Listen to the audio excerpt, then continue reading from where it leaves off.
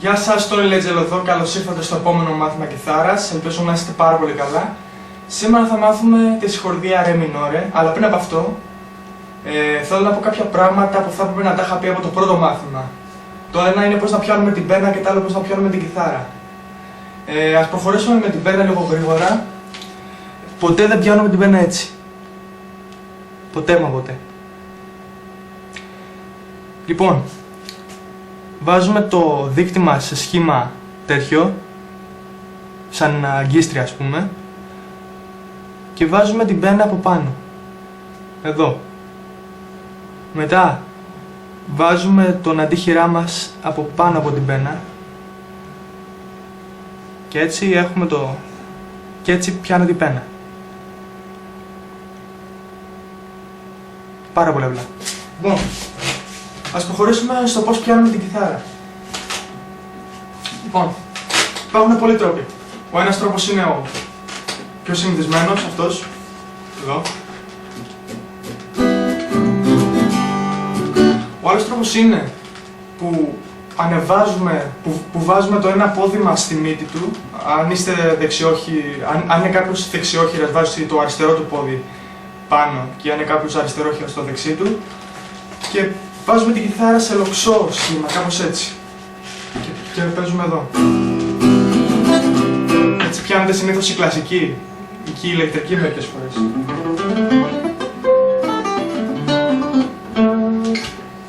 Αυτή. Προχωρήσουμε λοιπόν στη συγχορδία Re minore.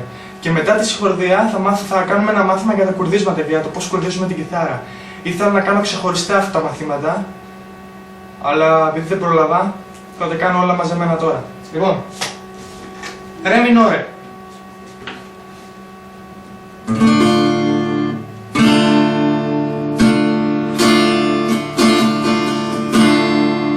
Πώς παίζει τη Re minore? Λοιπόν, αν πάρουμε μια Re, έτσι, το μυστικό είναι ο μέσος μας να πάει εδώ στο πρώτο τάστο. Αλλά επειδή είναι φυσικά αδύνατο να γίνει, πιάνουμε τη Re με άλλο τρόπο. Έτσι. Πιάνουμε τη Re έτσι, με άλλο τρόπο. Και αυτό που κάνουμε είναι, βάζουμε το δείκτη μας ένα τάστο πριν. Δηλαδή, τη Re που την πιάνουμε από έτσι, θα βάλουμε το δείκτη μας δεύτερο τάστο πρώτη χορδή, το δαχτυλίδι στο τρίτο τάστο δεύτερη χορδή και το μεσαίο στο δεύτερο τάστο τρίτη χορδή. Και έτσι βάζουμε το δείκτη μας ένα τάστο πιο πριν και έχουμε τη Re minore.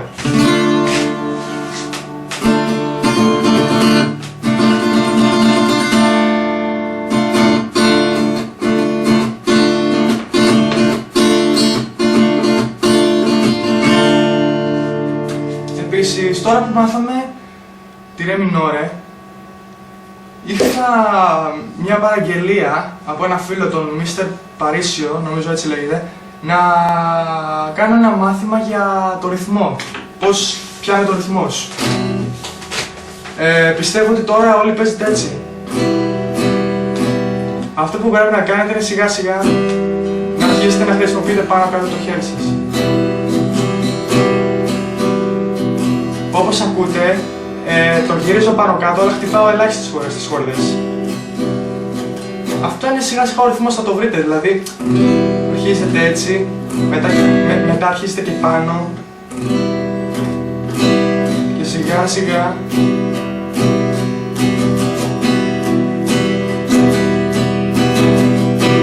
και σιγά σιγά βρίσκετε το ρυθμό. Αυτό είναι κάτι που θα σας έρθει μόνο του. Δεν υπάρχει συγκεκριμένο μάθημα γι' αυτό, απλά να προσπαθείτε να το κάνετε πάνω κάτω. Και θα έρθει μόνο του μετά.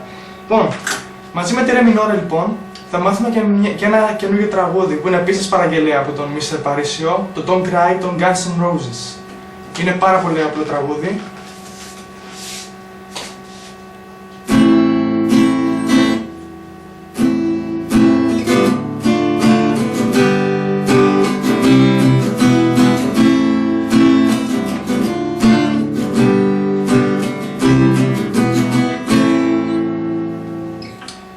Η εισαγωγή, οι στροφές η εισαγωγή και οι στροφές έχουν τις ίδιες συγχορδίες. Όπως είναι λα μινόρε, ρε μινόρε, η συγχορδία που μάθαμε, σολ, ντο, και επίσης αυτή είναι η μη ματζόρε. Δεν την έχουμε μάθει, θα τη μάθουμε τώρα όμως, είναι πάρα πολύ εύκολη. Είναι απλά μια μη μινόρε, το μόνο που αλλάζουμε είναι ότι βάζουμε το δείκτη μας στο πρώτο τάστο, τρίτη χορδή. Δηλαδή από μη μινόρε που είναι αυτό, θα κάνουμε αυτό. Πολύ απλά, θα βάλουμε αυτό το δάχτυλο εδώ. Λάθος, εδώ πέρα. Και έχουμε τη μη ματζόρε. Άρα το τραγούδι πάει λα μινόρε, ρε μινόρε, σολ, ντο, μη ματζόρε. Και ξανά το ίδιο.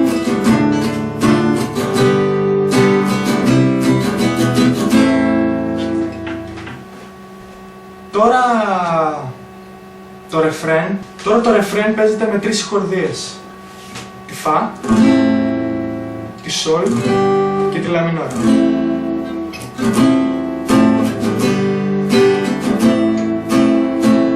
Πάρα πολύ απλό. Επειδή δεν το ξέρω το τραγούδι όλο, να το τραγουδήσω ή να το παίξω πιο πολύ, επειδή δεν πρόλαβα να το μάθω τόσο καλά, σας δίνω μόνο τις συγχορδίες. Μπορείτε να καθίσετε να το παίξετε, αν θέλετε να τραγουδήσετε, δεν ξέρω τι. Λοιπόν, πάμε τώρα λίγο στο τελευταίο μάθημα, το πώς να κουρδίσετε την κιθάρα, και θα μιλήσω και για τα κουρδίσματα που υπάρχουν.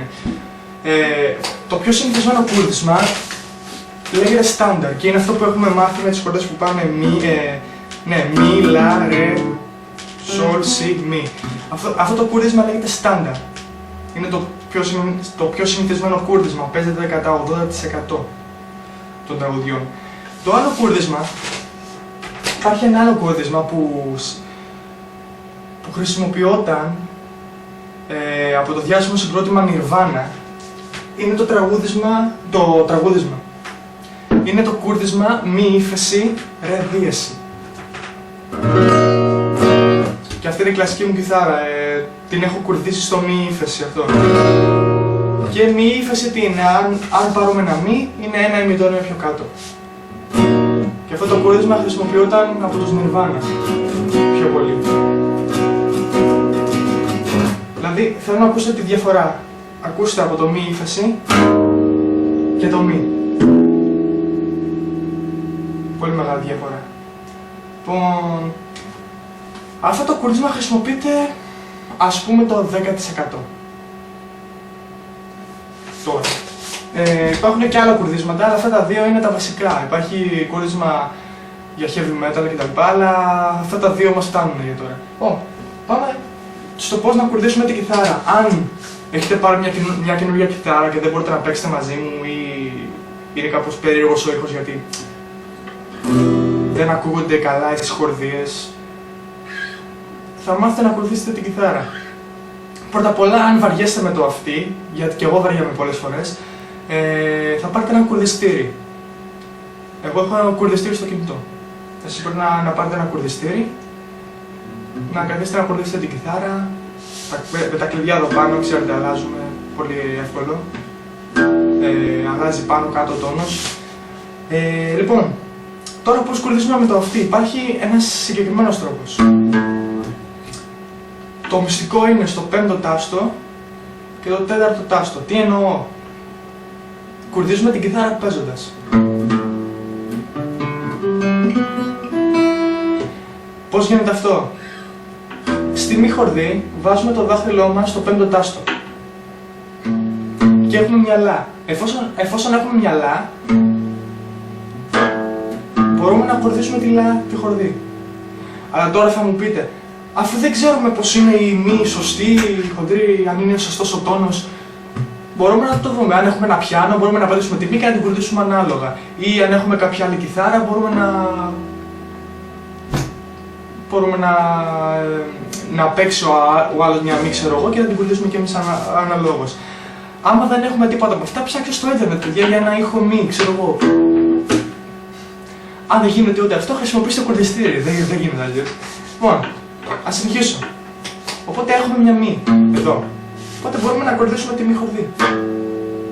Και άμα κάνουμε το ίδιο στο επόμενο, στη λα χορδή έχουμε μια ρε. Και μπορούμε να ακολουθήσουμε τη ρε. Αν κάνουμε το ίδιο στο επόμενο, έχουμε μια σολ. Μπορούμε να ακολουθήσουμε τη σολ. Στη σολ χορδή όμως πρέπει να το κάνουμε στο τέταρτο του τάστο αυτό. Έτσι έχουμε μια σι. Και μπορούμε να ακολουθήσουμε τη σι, μετά πάμε στη σι, πέμπτο τάστο και έχουμε τη μη, ακολουθήσουμε την πρώτη χορδή τη μη. Αυτό, πάρα πολύ απλό.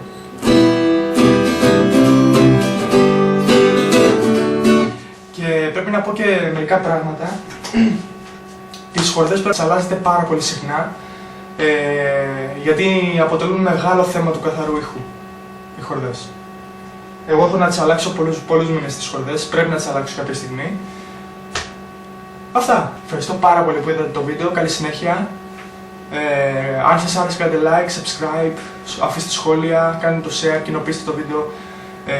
Ήμουν ο Tony Legel και Tony Legel TV. Ευχαριστώ πάρα πολύ που είδατε το βίντεο, να είστε όλοι καλά, φιλιά πολλά.